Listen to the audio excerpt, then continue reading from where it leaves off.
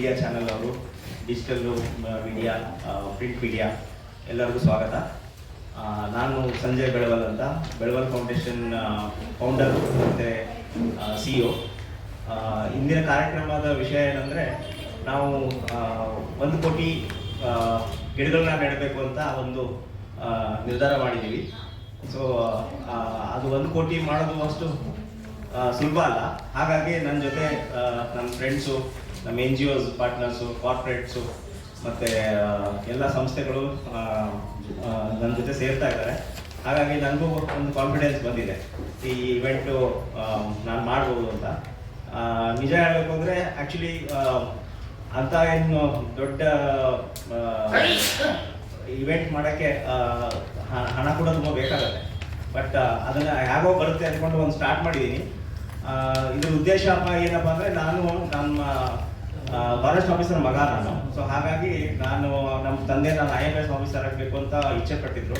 But ಅದನ್ನು ನಾನು ಅವಾಗ ಆಗಲಿಲ್ಲ. ನಾನು MBA ಮಾಡಿಕೊಂಡು ಬೇರೆ ಕಾರ್ಪೊರೇಟ್ ವರ್ಲ್ಡಲ್ಲಿ ಹೋಗಿ 18 ವರ್ಷ ಕಾರ್ಪೊರೇಟ್ ಮಾಡಿ ಈಗ ವಾಲಂಟ್ರಿ ರಿಟೈರ್ಮೆಂಟ್ ತಗೊಂಡು ನಾನೇ ನನ್ನದೇ ಸಂಸ್ಥೆಯನ್ನು ಸ್ಟಾರ್ಟ್ ಮಾಡಿದ್ದೀನಿ. ಆ ಸಂಸ್ಥೆಯಿಂದ ನಾನು ಒಳ್ಳೆ 2 ಇವೆಂಟ್ಗಳು ಮಾಡಿದ್ದೀನಿ, 2 Guinness book of world record ಮಾಡಿದ್ದೀನಿ. ಒಂದು ಮೈ ಡೆಂಟಲ್ ಪ್ಲಾನ್ ಅಂತ US ಕಂಪ್ನಿಗೆ 18,000 ಜನ ಮಕ್ಕಳು ಬ್ರಷ್ ಮಾಡೋ ಅಂತ ಒಂದು ಕಾರ್ಯಕ್ರಮವನ್ನು ಮಾಡಿದ್ದೀನಿ. ಅದು Guinness book of world record ಆಗಿದೆ.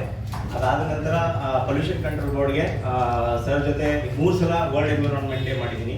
ಫೈನಲಲ್ಲಿ ಕೋವಿಡ್ ಟೈಮಲ್ಲಿ ಮನೆಯಲ್ಲೇ ಗಣೇಶ ಮಾಡಿ ಮನೆಯಲ್ಲೇ ವಿಸರ್ಜನೆ ಮಾಡಿ ಅಂತ ಒಂದು ಫಂಕ್ಷನ್ ಮಾಡಿ, ಆ ಮನೆಯಲ್ಲೇ ಮಾಡಿದ ಗಣೇಶನ್ನ ತುಳಸಿ ಕಟ್ಟೆಯಲ್ಲೇ ಬಿಟ್ಟು ಅದರದ್ದು ಏನಿದೆ ಅದ್ರದ್ದು ಫಲವತ್ವ ಏನಿದೆ ಅದು ಆರ್ಗ್ಯಾನಿಕಲಿ ಅಂದರೆ ಒರಿಜಿನಲ್ ಫರ್ಟಿಲೈಸರ್ ಥರನೇ ಅದನ್ನು ನೀವು ತುಳಸಿ ಕಟ್ಟೆಗೆ ಹಾಕಿಬಿಟ್ಟು ಅದನ್ನು ವಿಸರ್ಜನೆ ಮಾಡಿದರೆ ಇದು ತುಂಬ ವೈರಲ್ ಆಗಿ, ಯಾಕಂದರೆ ಕೋವಿಡ್ ಟೈಮಲ್ಲಿ ಯಾರು ಹೊರಹೋಗಿರಲಿಲ್ಲ, ಯಾರು ಗಣೇಶ ತರುವಂಥದ್ದಿರಲಿಲ್ಲ. ಹಾಗಾಗಿ ಇದು ತುಂಬ ವೈರಲ್ ಆಗಿ ಆಲ್ಮೋಸ್ಟ್ 70-80 lakhs ರೀಚ್ ಆಗಿ ಅದು Guinness book of world record ಆಗಿದೆ. ಸೊ ಇದು 3rd ಅಟೆಂಪ್ಟ್ ಮಾಡ್ತಾ ಇದ್ದೀನಿ. ಇದು ರೆಕಾರ್ಡ್ಗೋಸ್ಕರ ಅಂತಲ್ಲ. ಈಗ ಪೊಲ್ಯೂಷನ್ ನೀವೆಲ್ಲ ನೋಡಿದ್ದೀರಾ, ಡೆಲ್ಲಿಯಲ್ಲಿ ಯಾವ ಥರ ಪೊಲ್ಯೂಷನ್ ಇದೆ, ಎಷ್ಟು ಮಟ್ಟಿಗೆ ಎಲ್ಲ ಹಾಳಾಗಿದೆ ಅಂತ. ಇದನ್ನು ನಾವು ಮಕ್ಕಳಿಗೆ ನಾವು ಹೇಳ್ಕೊಡ್ಲಿಲ್ಲ ಅಂದರೆ ನಾಳೆ ಇದು ತುಂಬ ಕಷ್ಟ ಆಗುತ್ತೆ. ಇನ್ನು ನಮ್ಮ ಕರ್ನಾಟಕದಲ್ಲೇ ಇವಾಗ ತಗೊಂಡ್ರೆ ಆಲ್ಮೋಸ್ಟ್ 20-30% ಈಗ ಆಗಲೇ ಎನ್ಕ್ರೋಚ್ಮೆಂಟ್ ಆಗಿಬಿಟ್ಟಿದೆ. ಲೇಕ್ಸ್ ಎನ್ಕ್ರೋಚ್ ಮಾಡ್ತಾ ಇದ್ದಾರೆ, ಎಲ್ಲ ಕಡೆ ಎನ್ಕ್ರೋಚ್ಮೆಂಟ್ ಆಗ್ತಾ ಇದೆ.